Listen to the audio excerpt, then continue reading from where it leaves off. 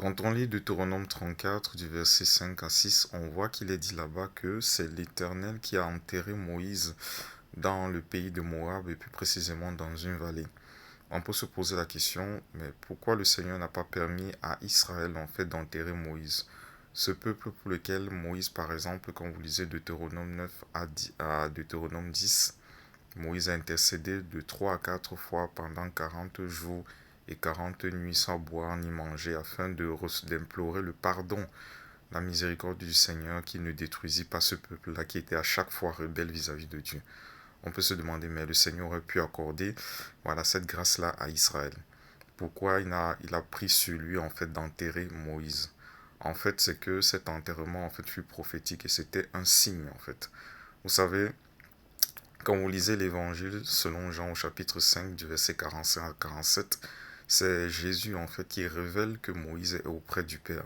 Quand il dit aux Juifs qui s'en prennent à lui, qui rejettent en fait sa parole, il dit: ne croyez pas que je vous accuserai devant mon Père, mais celui qui vous accuse, c'est Moïse en qui vous avez mis votre espérance.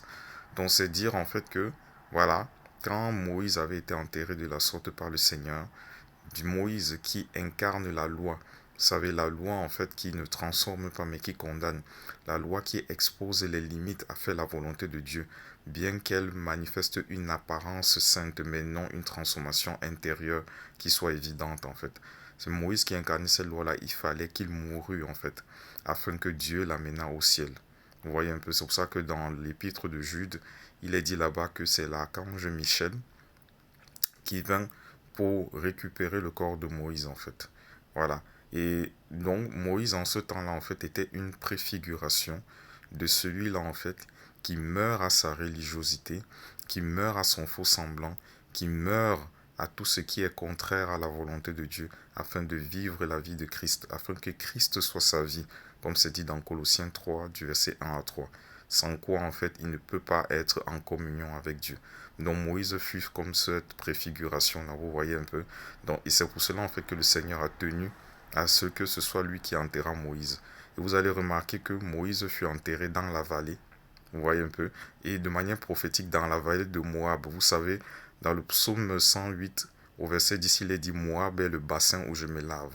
Ça veut dire que cette mort fut épuratrice. Et après, il a apparu plus tard, près de 2000 ans après, lors de la transfiguration sur la montagne dans la gloire de Jésus, selon Luc 9 du verset 28 à 35. Donc ce fut un signe pour nous tous.